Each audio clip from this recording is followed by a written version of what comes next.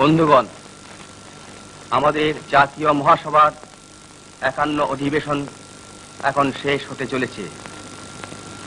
আমার পক্ষে এটা বড়ই আনন্দের বিষয় যে এবারকার কার্যাবলী এমন নির্বিঘ্নে সুসম্পন্ন হয়েছে। আমি যখন হরিপুরায় রওনা হই তখন অনেকের মনে এরকম আশঙ্কা দেখা দিয়েছিল যে হয়তো হরিপুরায় গত সুরাট কংগ্রেসের পুনরভিনয় হতে পারে, কিন্তু এটা আমাদের পক্ষে বড়ই সুখের কথা যে ভগবানের আশীর্বাদে সেই সমস্ত আশঙ্কা অলীক প্রতিপন্ন হয়েছে। বন্ধুগণ, আর একটা কথা ভেবে আমার মনে আজ আনন্দ দেখা দিচ্ছে।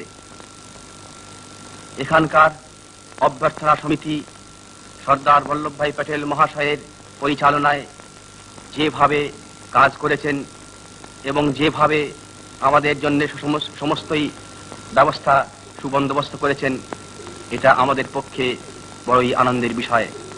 তাই তাদের নিকট আমি আমাদের অন্তরের কৃতজ্ঞতা জানাতে চাই।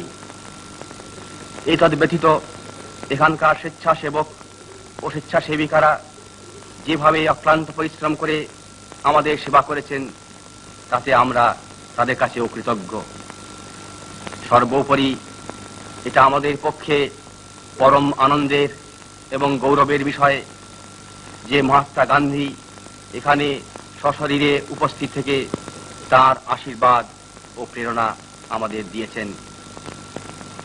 বিজ্ঞান আমাদের কাজে সহায়তা এখানে করেছে এবং আমি আশা করি যে ভবিষ্যতে আমরা আমাদের প্রচার কার্যে ফিল্ম এবং রেডিও সাহায্য আরো বেশি নেব।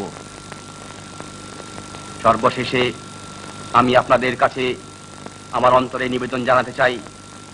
সে নিবেদন হচ্ছে এই যে আমাদের জাতির ব্রত এখন উদযাপন হয়নি, আমরা এখনো পরাধীন। এ বিষয়ে কোনো সন্দেহ নেই যে স্বাধীনতার পথে আমরা অনেক দূরে গিয়েছি, কিন্তু তথাপি দুঃখের সঙ্গে এবং লজ্জার সঙ্গে স্বীকার করতেই হবে যে এখনো ভারতবর্ষে পূর্ণ স্বরাজ স্থাপিত হয় নাই। আগামী কয়েক মাস এবং কয়েক বছরের ঘটনার উপরেতে আমাদের জাতির ভবিষ্যৎ অনেকটা নির্ভর করবে। তাই আসুন আমরা বদ্ধপরিকর হয়ে কাজে লেগে যাই। আমাদের পরস্পরের মধ্যে সমস্ত বিবাদ বিসংবাদ আমরা পরিত্যাগ করি।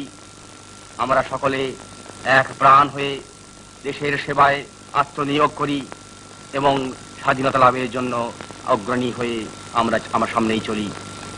বন্ধুগণ, আমরা সকলে দাস হয়ে জন্মেছি। আসুন আমরা সংকল্প করি যে আমরা মরবার পূর্বে স্বাধীন হব। বন্দে মাতরম।